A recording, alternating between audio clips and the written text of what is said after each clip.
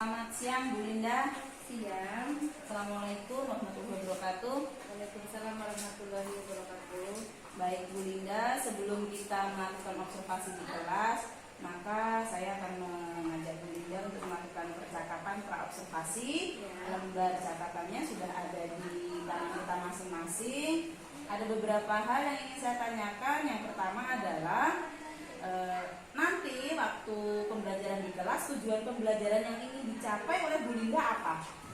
Itu tujuan pembelajaran yang ingin saya capai itu ada 5. Itu yang pertama, menjelaskan keunggulan dan keterbatasan antar ruang dalam permintaan dan penawaran teknologi.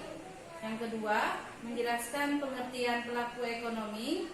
Yang ketiga, mendeskripsikan peran pelaku ekonomi. Dan yang keempat, mengidentifikasi peran pelaku ekonomi. Dan yang terakhir itu adalah melaksanakan diskusi dan presentasi tentang keunggulan dan keterbatasan antar ruang serta peran pelaku ekonomi dalam suatu perekonomian. Baik, Bu Linda, yang selanjutnya dari kelima tujuan pembelajaran tadi, tentulah Bu Linda ingin memberikan pengembangan atau ingin menghendaki area pengembangan yang ingin dicapai di kelas. Bisakah Bu Linda menyampaikan apa area pengembangan yang hendak dicapai pada saat pembelajaran nanti di kelas? Oke, untuk area pengembangan yang hendak dicapai itu sesuai dengan tujuan pembelajaran saya yang ada di nomor 5 yang sudah saya bacakan tadi, yaitu lebih meningkatkan kemampuan siswa dalam berdiskusi dan menyampaikan hasil diskusi pada presentasinya. Berarti nanti ini pengembangannya lebih ke bagaimana cara siswa berkomunikasi, mengkomunikasikan hasil diskusinya ya Bu Linda. Ya. Dan yang selanjutnya, yang terakhir ini pertanyaannya adalah strateginya yang dipersiapkan. Apa saja Bu Linda?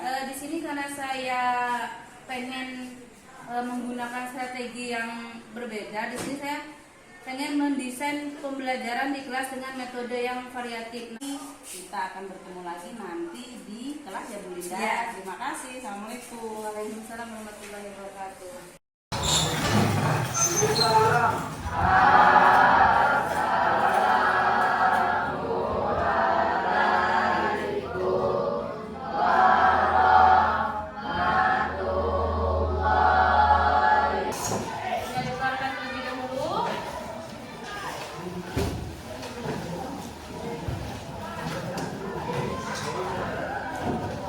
Kayaknya dari Sungai Salem tadi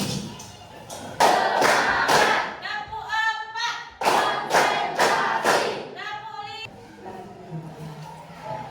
Sebelum kita mulai materi hari ini, Ibu akan menyampaikan tujuan pembelajaran kita hari ini. Siapa yang pengen membaca tujuan pembelajaran kita hari ini? Angkat tangannya. Anda sudah membacakan tujuan pembelajaran hari ini. Baiklah, sebelum kita ke tujuan pembelajaran, Ibu ada tayangan video. Ketua kelompok, silakan Pak. Ketua kelompok. Ayo. Ketua kelompok. Kelompok SDPM selanjutnya RDP. Silakan jargonnya. Jika kau suka kami tepuk tangan saja dan meminta. Tidak mengajar di kelas 8A, salah mengucapkan. Ibu ucapkan terima kasih pada Ibu Linda, Ibu Mawar, dan Ibu Rasidah yang telah bersama-sama kita melaksanakan supervisi di dalam warahmatullahi wabarakatuh. Waalaikumsalam warahmatullahi wabarakatuh. Terima kasih Ibu Mawar telah hadir di SMP Negeri 4 Payung untuk mendampingi saya melakukan coaching. Kepada Bu Linda dan juga kepada Bu Linda, terima kasih atas waktunya sudah mau berkolaborasi dengan saya, membantu saya untuk melakukan kegiatan yang ada pada program pendidikan guru penggerak. Izin kepada Bu Mawar, kami melakukan percakapan sederhana ya. Monggo silakan Bu. Terima kasih Bu Mawar. Bu Linda, kita kemarin sudah melakukan supervisi. Nah, sebelumnya saya ingin bertanya dulu, kabar Bu Linda hari ini bagaimana? Alhamdulillah baik, sehat. Iya. Yang penting kita santai, Ya. tidak tertekan, kemudian rileks saja. Tarik nafas dulu. Saya di coaching malah saya gedep loh, gedep sayanya. Padahal tergantung sendiri. Padahal tiap hari ketemu loh ya. Mungkin karena ada Bumawan nih. Iya, mungkin. Nah, kemudian saya senang dengan yel-yelnya atau ice breakingnya kemarin itu menjadi referensi tambahan ice breaking juga untuk saya. Terima kasih. Kreatif begitu. Kemudian di kegiatan intinya semuanya sudah berjalan dengan baik. Mungkin, nah menurut Bu Linda ini, waktu di kegiatan inti pada proses pelaksanaan strategi pembelajaran itu, menurut Bu Linda sendiri gimana itu? Oke. Kegiatan inti ya, berarti kegiatan inti itu pada saat saya menyampaikan materinya, di sini saya merasa siswa lebih kurang aktif ya Bu ya. Jadi pada saat saya bertanya palingan hanya ada beberapa siswa yang aktif yang memang kadang mereka itu terkendala, untuk siswa di SMP ini terkendala itu malu. Iya. Padahal mereka itu potensinya itu ada, cuma mereka kadang malu untuk menyampaikan pendapatnya di kegiatan inti, padahal tahu apa yang ingin disampaikan itu, tapi rasa malunya dan takutnya itu yang membuat mereka menjadi kelas itu menjadi kurang aktif di kegiatan intinya. Tetapi pada saat di kegiatan diskusinya mereka luar biasa. Ya. Jadi kalau siswa di sini itu kalau kegiatan kelompok lebih aktif, tapi kalau individu saya rasa kurang karena banyaklah rasa malu dan kurang berani untuk menampilkan dirinya begitu. Dari yang sudah Ibu refleksikan sendiri, sebenarnya hampir mirip juga apa yang saya temukan juga yang seperti Bu Linda sampaikan, anak-anak itu cenderung seperti itu. Nah, setelah melakukan kegiatan pembelajaran di kelas, kemudian Bu Linda menemui masalah yang seperti itu, anak-anak ini malu mengungkapkan pendapat idenya. Yeah. Ada tidak dari Bu Linda sendiri, oh saya ingin berstrategi seperti ini nih agar anak-anak jadi nggak malu, solusinya begitu? Iya. Kalau saya pribadi, saya pengen menerapkan belajar kelompok. Nah, belajar kelompok ini kan kebanyakan dari dulu-dulu itu yang namanya belajar kelompok itu yang aktif itu hanya orang-orang itu saja. Jadi kalau saya sekarang kalau belajar kelompok itu, jadi kan di saat diskusi kemarin itu kan setiap anak harus membuat pertanyaan. Jadi anak itu juga harus aktif. Jadi anak itu juga harus aktif dan juga mereka misalkan pada saat diskusi juga harus menyampaikan pendapatnya, wajib. Misalkan 5 orang. Nah 5 orang itu harus menyampaikan pendapatnya. Jadi meskipun berkelompok, jadi setiap siswa itu nilainya berbeda-beda. Jadi siswa itu termotivasi untuk menjawab pertanyaan dari siswa-siswa yang lain begitu. Jadi itu langkah awalnya ya Bu Linda untuk untuk menyelesaikan masalah terkait dengan siswa yang tadi kurang nyaman, bukan kurang nyaman sih sebenarnya, kurang berani. Iya, rasa percaya dirinya sudah muncul, kemudian sesama teman juga mereka saling berdiskusi, tidak ada yang saling menyalahkan begitu.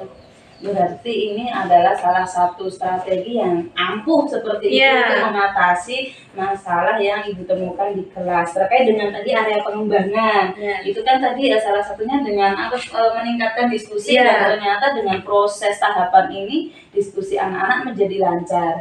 Nah, kemudian yang ingin saya tanyakan, kira-kira ini Bu Linda, apakah strategi ini akan terus dilanjutkan atau cukup sampai di sini saja karena ternyata anak sudah ini nih atau ini baik, saya harus lanjutkan atau saya akan membuat strategi-strategi lain yang memang bisa mengembangkan potensi anak sehingga apa yang ingin Ibu kembangkan dari potensi murid-murid di kelas Ibu itu memang ya akhirnya nanti terwujud seperti itu.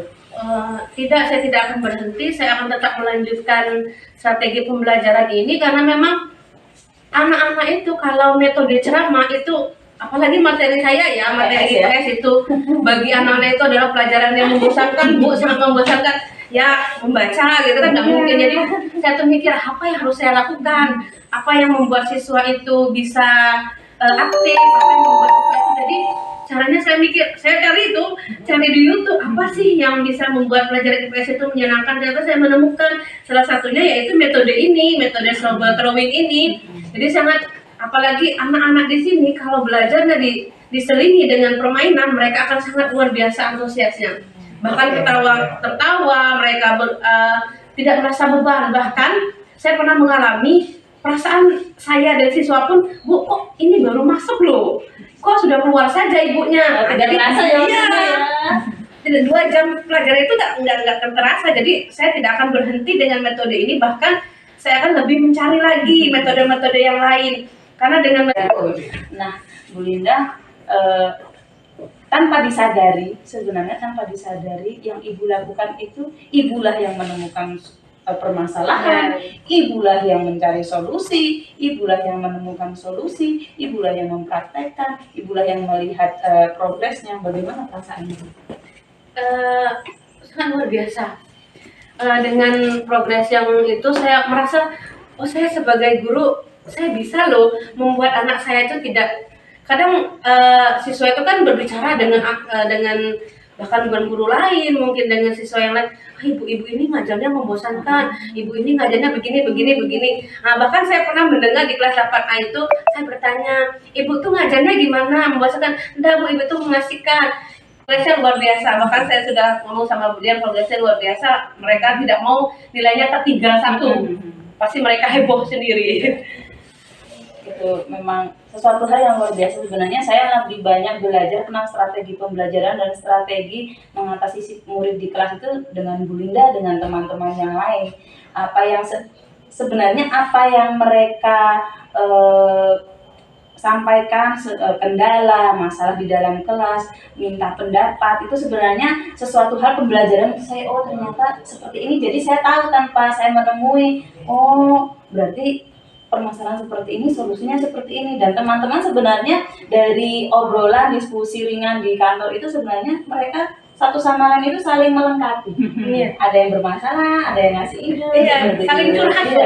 Kalau kami itu, kalau habis keluar dari kelas, pokoknya ada aja, Bu Dian, ini apa ya? Kenapa anak ini begini? Nanti saling curhat. Bagusnya di mana ya, Bu? Jadi beliau ini sangat luar biasa, selalu memberikan solusi bagi kami.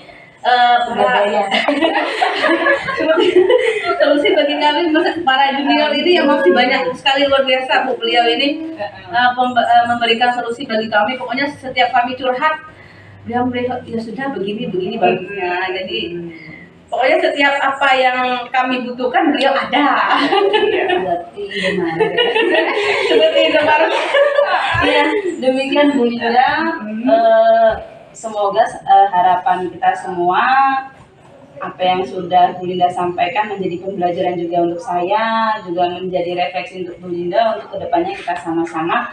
Intinya adalah kalau filosofi KHD itu Bu Linda, kita itu berada di sekolah ini itu semua hati, jiwa, raga kita itu untuk murid. Ya. Yang utama itu murid. Murid harus kita merdekakan, harus kita semangati, harus kita gali semua kemampuan mereka, potensi mereka, karena dari tangan dingin kita inilah salah satu modal mereka untuk menemui kesuksesan. Ya baik nanti kelak sukses menjadi orang gagal ataupun sukses menjadi orang sukses.